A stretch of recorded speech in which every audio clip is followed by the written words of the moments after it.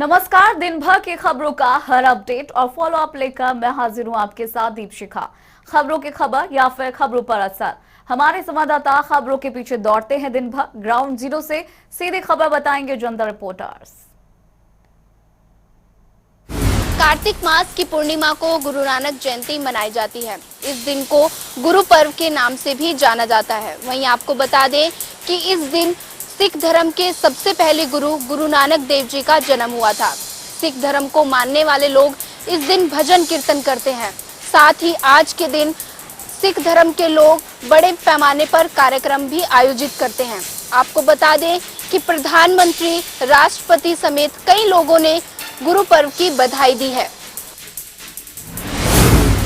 कार्तिक मास की पूर्णिमा को गुरु नानक जयंती मनाई गई और इस दिन को प्रकाश पर्व और गुरु पर्व के नाम से भी जाना जाता है। आपको बता दें कि गुरु नानक देव जी सिखों के पहले गुरु और सिख धर्म के संस्थापक हैं। आज भी लोग इनकी बताई गई सीख पर चलते हैं। सिख धर्म को मानने वालों के लिए गुरु नानक जयंती बहुत ही खास दिन है और इस दिन गुरुद्वारे में कीर्तन लंगर का आयोजन किया गया और लोग हर्षोल्लास के साथ गुरु नानक जी का इस जन्मदिन को मनाते हैं और एक दूसरे को बधाइयां भी देते हैं। प्रधानमंत्री नरेंद्र मोदी आज देश को संबोधित करने आए और 3 कृषि कानूनों के मुद्दे पर प्रधानमंत्री नरेंद्र मोदी ने बड़ा ऐलान किया। प्रधानमंत्री नरेंद्र मोदी ने 3 कृषि कानून रद्द करने का ऐलान किया। इन कानूनों को रद्द करने के पीछे प्रधानमंत्री नरेंद्र मोदी ने जो बातें कही उसमें कहा गया कि हम किसानों के कुछ वर्गों को समझाने में नाकामयाब रहे। ऐसे में 3 कृषि कानून रद्द होने के बाद संयुक्त किसान मोर्चा का भी फैसला निकलकर सामने आया। संयुक्त किसान मोर्चा ने कहा कि 3 कृषि कानून जब तक संसद के अंदर रद्द नहीं हो जाते हैं तब तक उनका आंदोलन, विरोध प्रदर्शन इसी तरीके से जारी रहेगा और इसके साथ साथ एमएसपी समेत अन्य मुद्दों पर भी प्रधानमंत्री नरेंद्र मोदी यानी केंद्र सरकार को किसानों के साथ बातचीत करनी चाहिए। वहीं विपक्ष की प्रतिक्रिया की बात करें तो विपक्ष साफ तौर पर यह कहता हुआ नजर आया है कि किसानों के साथ साथ विपक्ष की भी यहां पर जीत हुई है और उसके साथ साथ चूंकि आने वाले समय में 5 राज्यों में चुनाव होने हैं तो इसी को देखते हुए केंद्र सरकार द्वारा, भारतीय जनता पार्टी द्वारा ये फैसला लिया गया है। ऐसे में ये बड़ा फैसला फिलहाल केंद्र सरकार द्वारा खुद प्रधानमंत्री नरेंद्र मोदी ने बताया कि 3 कृषि कानून रद्द होंगे, लेकिन किसानों की तरफ से जब ये कहा गया कि अभी वो बॉर्डरों पर बैठे रहेंगे तो आगे क्या कुछ बातें निकलकर सामने आएंगी। चूंकि आने वाला संसद सत्र बेहद नजदीक है, उसमें किस तरीके से जो है 3 कृषि कानून रद्द होते हुए नजर आएंगे, उस पर फिलहाल सभी की निगाहें टिकी हुई हैं। शुक्रवार सुबह प्रधानमंत्री नरेंद्र मोदी ने कृषि कानून को वापस लेने का ऐलान कर दिया। इसके बाद से हिमाचल प्रदेश में भी राजनीति गरमाई हुई है। जहां एक और कांग्रेस के नेता इसे देर से लिया हुआ फैसला बता रहे हैं तो वहीं दूसरी ओर बीजेपी के नेताओं ने इस फैसले का स्वागत किया है। कांग्रेस नेताओं का कहना है कि इस फैसले को देरी से लिया गया। साथ ही ये सवाल भी पूछा है कि 700 किसानों की मौत का जिम्मेदार आखिर कौन है। वहीं बीजेपी नेताओं का कहना है कि प्रधानमंत्री नरेंद्र मोदी ने जब ये फैसला लिया था तो वो किसानों के हित में लिया था और अब जब कानून को वापस लेने का फैसला लिया गया है तो वो देश के हित में लिया गया है। आने वाले दिनों में भी कृषि कानून को लेकर राजनीति यूं ही गरमाए रहने की उम्मीद जताई जा रही है। पीएम मोदी की ओर से कृषि कानून वापसी के फैसले को लेकर देश भर के अलग अलग राज्यों से राजनीति सरगर्मियां देखने को मिल रही है। हिमाचल प्रदेश में भी ये अछूता नहीं रहा है और यहां पर भी आरोप प्रत्यारोप का दौर जारी है। इस बीच जहां कांग्रेस एक और किसानों की मृत्यु को लेकर सवाल पूछ रही है तो दूसरी ओर बीजेपी इस फैसले को देश के हित में बता रही है। इससे सबसे नेता किसान नेता राकेश टिकैत ने आंदोलन खत्म करने से इनकार किया। किसान मांग कर रहे हैं कि आंदोलनरत किसानों को एमएसपी की गारंटी दी जाए और आने वाले दिनों में न केवल हिमाचल में बल्कि देश भर में इसे लेकर राजनीति तेज रहने की उम्मीद जताई जा रही है। आने वाले दिनों में होने जा रहे लोकसभा सत्र में भी इसे लेकर गहमा-गहमी देखने को मिल सकती है। देश में पिछले करीब 1 साल से चले आ रहे कृषि आंदोलन के बाद आखिरकार अब प्रधानमंत्री नरेंद्र मोदी ने तीनों कृषि कानूनों को रद्द करने का फैसला लिया है, जिसके बाद लगातार तमाम प्रतिक्रियाएं सामने आ रही हैं। वहीं विपक्ष की तरफ से अभी भी लगातार सरकार को इस मुद्दे पर घेरा जा रहा है। आपको बता दें कि प्रियंका गांधी और राहुल गांधी के अलावा अरविंद केजरीवाल ने भी प्रधानमंत्री के इस फैसले पर उन्हें घेरा। आपको बता दें कि प्रियंका गांधी ने कहा कि सरकार की नीयत पर अभी भी भरोसा नहीं किया जा सकता है। इसके अलावा राहुल गांधी ने अपना एक पुराना वीडियो शेयर करते किया जिसमें उन्होंने कहा है कि सरकार को इन कानूनों को जरूर वापस लेना पड़ेगा। वहीं अरविंद केजरीवाल ने यह तक कह दिया कि इस दिन को स्वतंत्रता दिवस और गणतंत्र दिवस की तरह भारत के इतिहास में लिखा जाना चाहिए। 3 कृषि कानून वापस लेने के फैसले के बाद से विपक्ष की प्रतिक्रिया सामने आ रही है। कांग्रेस महासचिव प्रियंका गांधी, दिल्ली के सीएम अरविंद केजरीवाल, इसके अलावा कांग्रेस से पूर्व अध्यक्ष राहुल गांधी ने भी सरकार पर निशाना साधा है। प्रियंका गांधी ने कहा है कि हम सरकार की नीयत पर भरोसा नहीं कर सकते हैं। इसके अलावा राहुल गांधी ने एक पुराना वीडियो शेयर किया और जिसमें राहुल गांधी ने कृषि कानून को वापस ले जाने को लेकर अपनी प्रतिक्रिया दी है। पीएम मोदी द्वारा 3 कृषि कानूनों को वापस लेने के ऐलान के बाद कांग्रेस के पूर्व अध्यक्ष राहुल गांधी ने ट्वीट कर केंद्र सरकार पर निशाना साधा। राहुल ने निशाना साधते हुए कहा कि किसानों ने अहंकार का सिर झुका दिया है। 3 कृषि कानूनों को वापस लिए जाने के ऐलान के बाद से कांग्रेस के पूर्व अध्यक्ष राहुल गांधी ने ट्वीट कर अपनी प्रतिक्रिया दी है। उन्होंने सरकार को घेरते हुए कहा है कि किसानों ने अहंकार का सर झुका दिया है। जय हिंद, जय हिंद, जय किसान। इसके साथ ही राहुल गांधी ने अपना पुराना वीडियो शेयर किया है जिसमें उन्होंने कहा था कि किसानों को मेरा पूरा समर्थन है, मुझे उन पर बहुत गर्व है। आपको बता दें कि पीएम मोदी ने राष्ट्र को संबोधित करते हुए 3 कृषि कानूनों को वापस लेने की घोषणा की और इस दौरान पीएम मोदी ने भी कहा कि ये कानून कृषि सुधार के लिए लाए गए थे, लेकिन हम कुछ किसानों को समझा नहीं सके, जिसकी वजह से सरकार ने कृषि कानूनों को वापस लेने का ये बड़ा फैसला लिया है। केंद्र सरकार ने तीनों कृषि कानून वापस ले लिए हैं। प्रधानमंत्री नरेंद्र मोदी के इस फैसले का हरियाणा के मुख्यमंत्री मनोहर लाल ने भी स्वागत किया है। मुख्यमंत्री मनोहर लाल ने कहा है कि इस फैसले के बाद प्रधानमंत्री नरेंद्र मोदी का कद और ज्यादा बढ़ गया है। मुख्यमंत्री मनोहर लाल ने कहा है कि जो एमएसपी पर भी कमेटी बनाने की बात की गई है, जिसमें केंद्र और राज्यों से किसान शामिल किए जाएंगे और कृषि विशेषज्ञों को लेकर आगे बढ़ा जाएगा। साथ ही मुख्यमंत्री ने यह भी कहा है कि इस फैसले को चुनाव के साथ जोड़कर नहीं देखा जाना चाहिए। इसके अलावा मुख्यमंत्री मनोहर लाल ने प्रदेशवासियों को देव दीपावली और गुरु नानक पर्व की शुभकामनाएं और बधाई दी है। बिहार के मधुबनी जिले से हैरान कर देने वाला मामला सामने आया है, जहां पर दारोगा और थानेदार ने जज अविनाश कुमार के चैम्बर में घुसकर उनके साथ मारपीट की, जिसके बाद शोर की आवाज सुनकर वकीलों ने मौके पर पहुंचकर जज को दारोगा और एसएचओ के चंगुल से बचाया। साथ ही वकीलों ने दोनों को बंधक बना लिया।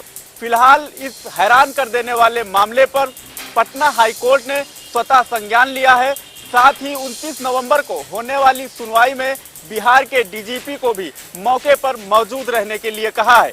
बड़ा सवाल यह है कि आखिर न्याय देने वालों को ही न्याय मांगना पड़ रहा है।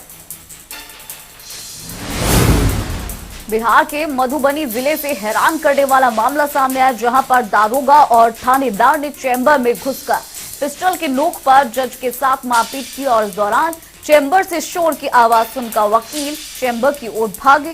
उन्होंने जज को थानेदार और दारोगा से बचाया, जिसके बाद से गुस्साए वकीलों ने थानेदार और दारोगा को बंधक बना लिया। फिलहाल हैरान कर देने वाले इस मामले पर पटना हाईकोर्ट ने स्वतः संज्ञान लिया है। साथ ही 29 नवंबर को केस की सुनवाई के दौरान बिहार के डीजीपी को मौके पर मौजूद रहने के लिए कहा है। उत्तर प्रदेश विधानसभा चुनाव के शुरू होने से पहले प्रधानमंत्री नरेंद्र मोदी 19 से 21 नवंबर तक 3 दिन के यूपी दौरे पर हैं। आपको बता दें, प्रधानमंत्री नरेंद्र मोदी 19 नवंबर को महोबा पहुंचे और वहां की जनता को उन्होंने 3,250 करोड़ की जल योजना की सौगात दी। इसी के साथ प्रधानमंत्री नरेंद्र मोदी ने रैली को संबोधित करते हुए कहा कि अब कभी भी बुंदेलखंड की विकास परियोजनाओं पर ब्रेक नहीं लगेगा। इसी के साथ प्रधानमंत्री नरेंद्र मोदी ने जनता को यह विश्वास दिलाया कि अगर उनकी सरकार को एक और मौका दिया जाता है तो बुंदेलखंड को भी सबसे तेजी से विकास करने वाला शहर बना दिया जाएगा। उत्तर प्रदेश विधानसभा चुनाव से पहले पीएम मोदी का ये दौरा बेहद ही महत्वपूर्ण माना जा रहा है। पीएम मोदी ने इस बात पर भी जोर दिया कि बुंदेलखंड के पानी की समस्या अब दूर होने जा रही है। उनके मुताबिक हर किसी को पानी की हमेशा सबसे ज्यादा प्राथमिकता देनी चाहिए, लेकिन पिछली सरकारों ने ऐसा नहीं किया। इस वजह से जब भी बुंदेलखंड की बेटी शादी करती थी तो हमेशा ऐसी जगह जाना चाहती थी जहां पानी की ठीक व्यवस्था रहे। पीएम मोदी ने कहा कि उन्होंने कच्छ में ऐसा ही कर दिखाया है। वहां भी पानी की समस्या से पलायन होता था, लेकिन उन्होंने ठोस नीति के दम पर परिवर्तन लाया और अब प्रधानमंत्री वही मॉडल बुंदेलखंड में भी लागू करना चाहते हैं। एलएसी पर तैनात भारी भरकम फौज को लेकर भारत और चीन के बीच लगातार पिछले 13वें दौर की बातचीत सैन्य वार्ता लगातार तल्खी के साथ खत्म हुई। आपको बता दें कि फिर से एक बार दोनों देश लगातार बातचीत के मेज पर खड़े हो गए हैं। तो वहीं अब सवाल ये भी है कि क्या इस बार की मीटिंग में भारत चीन से अपनी मांग को मनवा सकेगा। एलएसी पर तैनात भारी भरकम फौज की वापसी को लेकर भारत चीन के बीच पिछले 13वें दौर की सैन्य वार्ता तल्खी के साथ खत्म हुई। हालांकि दोनों ही देश एक बार फिर से बातचीत की मेज पर आने के लिए तैयार हो गए हैं, लेकिन अब सवाल ये उठता है कि क्या भारत इस बार की मीटिंग में चीन से अपनी मांगे मनवाने में कामयाब हो सकेगा।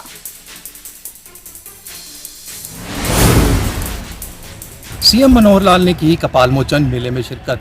सबसे पहले सीएम ने यहां पहुंच ऐतिहासिक गुरुद्वारे के अंदर माथा टेक आशीर्वाद प्राप्त किया और उसके बाद उन्होंने सभी ऐतिहासिक सरोवरों में पंच स्नान कर वहां पर पूजा अर्चना की। मीडिया से बात करते हुए सीएम ने कहा कि ये ऐतिहासिक धर्मस्थली है और यहाँ पर ऋषियों मुनियों ने तपस्या की है। महर्षि वेद व्यास ने भी यहाँ पर वेदों की रचना की थी और कई गुरु और कई साधु महात्मा यहाँ पर आए। वहीं उन्होंने कहा कि जिस प्रकार से कुरुक्षेत्र को अंतर्राष्ट्रीय स्थल पर धर्म की दृष्टि से विकसित किया जा रहा है, उसी प्रकार से यहाँ पर कपाल मोचन के आसपास और भी धार्मिक स्थल हैं। इसको लेकर कलेसर से लेकर कालका तक पर्यटन और तीर्थ स्थल की दृष्टि से विकसित किया जाएगा। वहीं उन्होंने कहा कि आज के दिन कार्तिक पूर्णिमा के दिन कपाल मोचन सरोवरों में जो भी स्नान करता है उसे पापों से मुक्ति मिलती है। हम आपको बता दें कि सीएम यहाँ पर पिछले 50 सालों का मिथक तोड़कर पहुँचे थे, क्योंकि ऐसा मिथक है कि जो भी यहाँ पर आता है वो दोबारा राजनीति के अंदर जो है नहीं रहता। इसको लेकर सीएम का कहना था कि मैं इस अंधविश्वास को तोड़कर यहाँ पर पहुँचा हूँ। जैसे ही मुझे इसके मिथक के बारे में जानकारी मिली थी, मैं अपने 2 कार्यक्रम रद्द किए और उसके बाद मैं यहाँ पर दर्शन करने पहुँचा और इससे पहले भी मैं यहाँ पर दर्शन कर चुका हूँ। वहीं उन्होंने कहा कि मधुबन को लेकर भी इस प्रकार का अंधविश्वास था। उस अंधविश्वास को तोड़ते हुए भी मैं 3 अलग अलग कार्यक्रमों के अंदर मधुबन में गया हूँ। हम आपको बता दें कि यहाँ पर ऐतिहासिक मेला कपाल मोचन के अंदर लगता है, जो कि 5 दिवसीय मेला होता है और यहाँ पर उत्तर भारत के कई राज्यों से जो है लोग यहाँ पर आते हैं। और आज की हम बात करें तो आज कार्तिक पूर्णिमा के दिन लाखों लोगों ने यहाँ पर आस्था की डुबकी लगाई। देश के प्रधानमंत्री नरेंद्र मोदी द्वारा आज सुबह जिस प्रकार से 3 कृषि कानूनों को वापस लेने का ऐलान किया है, उसके बाद रोंडा टोल प्लाजा पर जो किसान एकत्रित हुए हैं उसमें एक बड़ी खुशी देखी जा रही है। कहीं ना कहीं किसानों का मानना है कि ये पीछे 1 साल से जिस प्रकार से संघर्ष चल रहा था उसकी एक बड़ी जीत है, लेकिन किसान कहीं ना कहीं इस बात को से भी इनकार नहीं कर रहे हैं कि जिस प्रकार से प्रधानमंत्री ने 3 काले कानून जो है उनको वापस लेने का ऐलान किया है, उसके अलावा जो MSP है और जो इस पूरे 1 साल में जो 700 के करीब जो किसान है जिनकी मौत हुई है या किसानों के जो अनुसार है जो किसान शहीद हुए हैं उनको लेकर कहीं ना कहीं जिस प्रकार से मुआवजे की मांग है और इसके अलावा कुछ अन्य मांगे हैं जिनको लेकर किसान अभी भी संशय में है। उनका कहना है कि किसान जो है टोल प्लाजा से या टिहरी बोर्ड से जो है वो अपना आंदोलन अभी तक खत्म नहीं करेंगे जब तक किसान संयुक्त मोर्चा का कोई आह्वान या उनकी मीटिंग इस प्रकार से होने के बाद आदेश नहीं आएंगे, वो अपने आंदोलन को समाप्त नहीं करेंगे। गुरु पर्व के मौके पर प्रधानमंत्री नरेंद्र मोदी ने 3 कृषि कानून रद्द करने की घोषणा की। उसके बाद किसान आंदोलनकारियों में खुशी का माहौल है और आज महम की अनाज मंडी में किसानों ने लड्डू बांटकर और पटाखे जलाकर खुशी का इजहार किया है।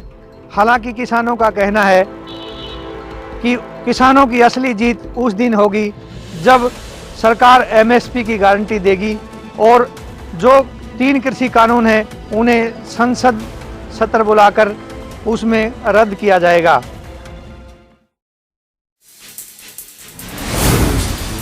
प्रदेश भर में आज पीएचसी सीएचसी के डॉक्टरों ने हड़ताल की। बहादुरगढ़ में भी डॉक्टर्स हड़ताल पर रहे। 2 घंटे की पेन डाउन स्ट्राइक के दौरान जहां डॉक्टर बैठकर बातें करते रहे और अपनी समस्याओं पर मंथन किया, वहीं मरीज बाहर बेहाल होते रहे। डॉक्टर्स की 3 मांगे हैं। पहली तो ये मांग है कि स्पेशलिस्ट डॉक्टर्स का जो कैडर है उसमें सुधार किया जाए और पीजी की सीटों में 40% कोटा बहाल किया जाए। एसएमओ की सीधी भर्ती होने से भी डॉक्टर्स नाराज हैं। तो कल ऊना में प्रदेश के मुख्यमंत्री अपने 1 दिवसीय दौरे के दौरान ऊना पहुंच रहे हैं, जिसमें वो लगभग 125 करोड़ के ऊना विधानसभा क्षेत्र में भूमि पूजन और शिलान्यास करेंगे। उसके साथ साथ 2 जनसभाओं को जिला ऊना में वो संबोधित करेंगे। अगर दूसरी जनसभा की और दूसरे विधानसभा क्षेत्र की बात करूँ तो ऊना जिला के हरोली विधानसभा क्षेत्र में दोपहर के बाद मुख्यमंत्री जो है वहां पहुंचेंगे और लगभग वहां भी 150 करोड़ के आसपास के भूमि पूजन एवं शिलान्यास करेंगे।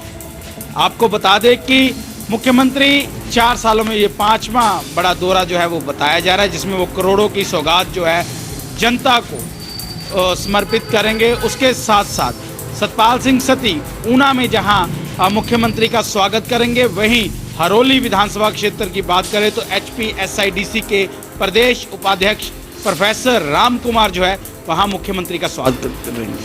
सुबह 10 बजे मुख्यमंत्री हेलीकॉप्टर के माध्यम से रायपुर बसदेड़ा के स्कूल मैदान में उतरेंगे और वहां से पहली जनसभा को संबोधित करने के उपरांत हरोली विधानसभा क्षेत्र के कुब्बोवाल पोलिया में जाकर एक और बड़ी विशाल जनसभा को संबोधित करेंगे, जिसमें क्यास लगाए जा रहे हैं कि हजारों की तादाद में लोग जो है वहां पहुंच सकते हैं।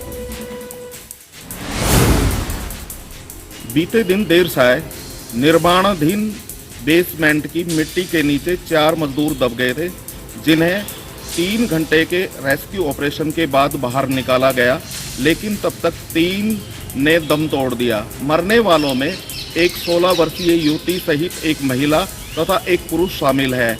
एक व्यक्ति गंभीर रूप से घायल हो गया, जिसे ट्रामा सेंटर में भर्ती कराया गया है। पुलिस ने इस मामले में कार्रवाई करते हुए बेसमेंट के मालिक तथा ठेकेदार के खिलाफ मुकदमा दर्ज कर लिया है। हालांकि अभी तक कोई गिरफ्तारी नहीं हो पाई है। सबसे बड़ी अगर इस मामले में लापरवाही देखने को मिली तो वह है नगर परिषद की। नगर परिषद ने बिना